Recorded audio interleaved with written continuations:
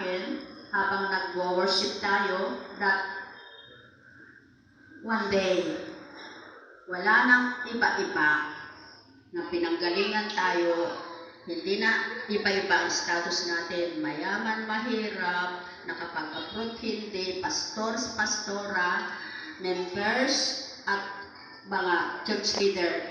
One day, we'll be all equal.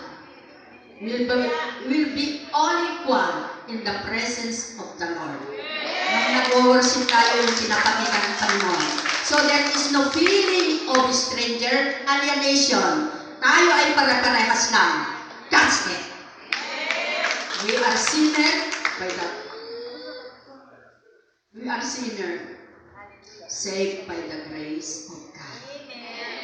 And one day, one congregation, Jesus will have only one congregation, those who are washed by the blood of the Lamb, ang congregation niya. And it will be you and me. No more presbytero there, no more board of trustees, no more missionary, no more pastora, no more church member, no more mahirap, no more mayaman, no more educated, no more uneducated. We all be one class of people washed by the blood of the Lamb. So I feel at home.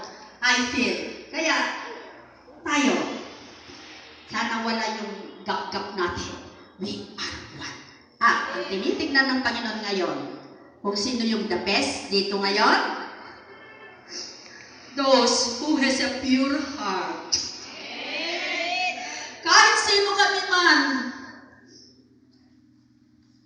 ng mga leaders nyo, ano man yung status namin, sino rin kayo man na members, isa lang po tayo. So, the Lord told me that. Kaya kahit nasarapan ako yung mayayaman na mga pastor sa Amerika, John Hagee, kung sino ang mga yon, yung mga sinasabi nilang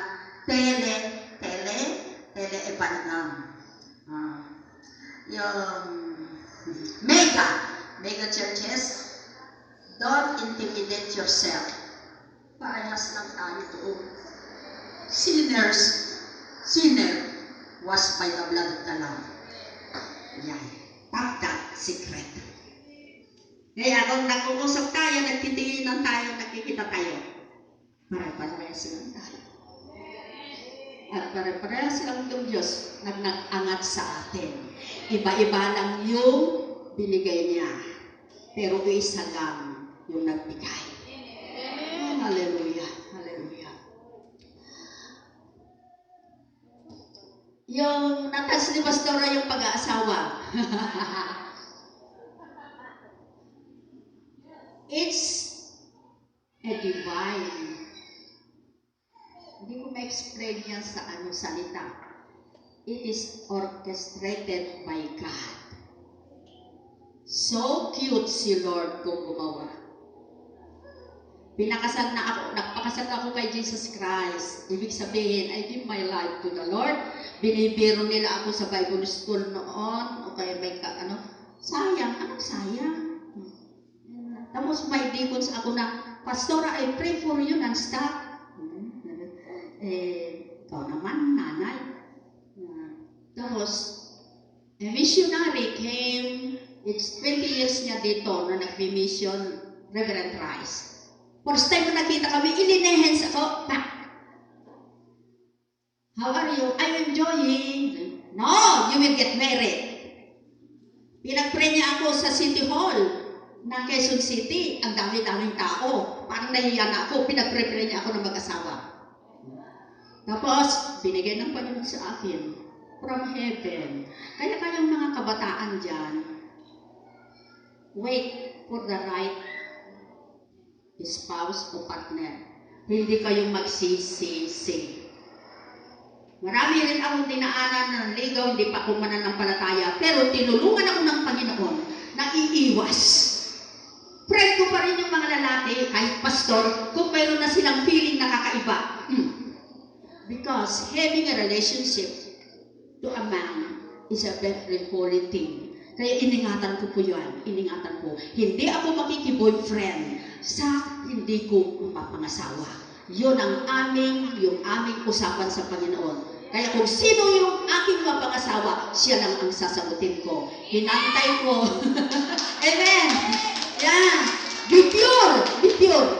So, ang hinangdan ng Panginoon katagalan, no? 52 years old ko, super in. In niya, palang kanin. Well cooked. Napakagandang pagka-cook. Bakit? Ang asawa ko ay nagsilbing boyfriend ko, brother ko, lolo ko, tatay ko, lover ko. Bakit? Kompleto. Kasi hindi ko naranasan may tatay, hindi ko naranasan may brother, kasi nandito sa Davao City, maliit pa ako.